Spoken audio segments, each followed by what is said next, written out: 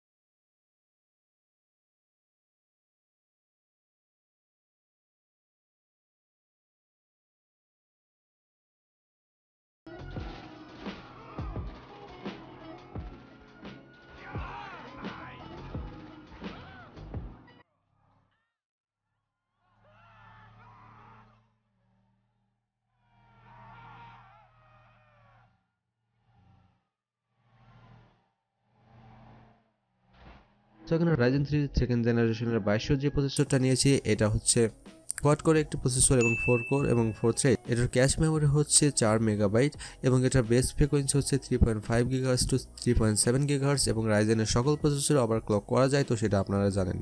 So মোটামুটি এই প্রসেসরে ভেগা 8-এর গ্রাফিক্স কার্ড থাকায় আমাদের এই বিল্ডে আপাতত কোনো গ্রাফিক্স কার্ড লাগছে না এবং এই গ্রাফিক্সেই আমাদের মোটামুটি সকল গেম এবং এডিটিং এর কাজগুলোই আমরা কমপ্লিট করতে পারবো। মোটামুটি এই গ্রাফিক্সটা দিয়ে আপনি সকল ধরনের মডার্ন গেমগুলো লো সেটিং এ মিডিয়াম লো সেটিং এ খেলতে পারবেন, কোনো রকম কোনো সমস্যা হবে না। মাদারবোর্ড হিসেবে এখানে ব্যবহার করছি MSI B450M Pro Max এই মাদারবোর্ডটি। সো এই মাদারবোর্ডটি লেটেস্ট ব্রাইস আপডেট হওয়াতে এই মাদারবোর্ডটি আপনি first generation, second generation, third জেনারেশনের সকল প্রসেসরই সাপোর্ট করবে এই মাদারবোর্ডটিতে।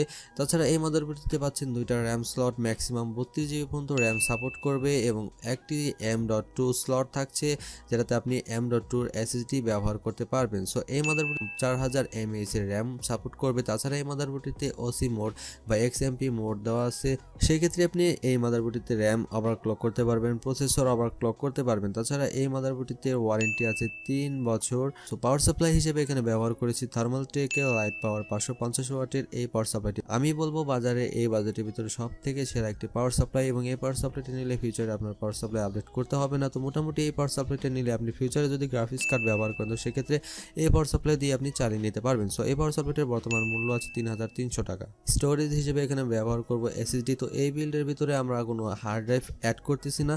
তো হার্ড ড্রাইভ আপনার বাজেট যদি একটু বেশি হয় তো সেক্ষেত্রে আপনি এখানে এক্সট্রা হার্ড ড্রাইভ অ্যাড করে নিতে পারেন। সো SSDটা কম্পিউটারকে ফাস্ট করবে এবং গেম এবং আপনার ভিডিও এডিটিংয়ের কাজগুলো যদি করেন তো সেক্ষেত্রে সবগুলো একদম স্মুথ করতে পারবেন। সো মোটামুটি এসএসডি হিসাবে এখানে আমরা ব্যবহার করছি দা ওয়েস্টার্ন ডিজিটালের 240GB M.2 এসএসডি। বর্তমানে এসএসডির প্রাইস হচ্ছে 3,500 টাকা।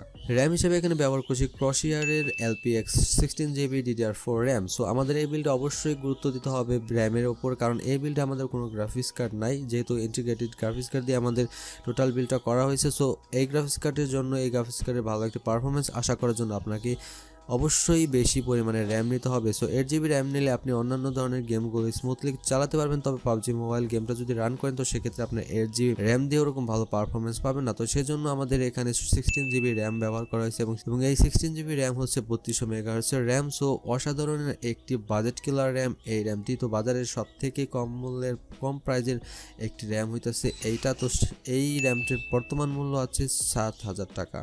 সো আমি রেকমেন্ড করবো ভালো পারফরমেন্স পাওয়ার জন্য অবশ্যই 8GB করে দুইটা স্লটে দুইটা র্যাম নেওয়ার জন্য। অ্যাট লাস্ট এখানে আমাদের কেসিং হিসেবে এখানে ব্যবহার করেছি বাজারের brand new casing Gamemax H5BL mid tower ব্লো গেমিং কেসিং।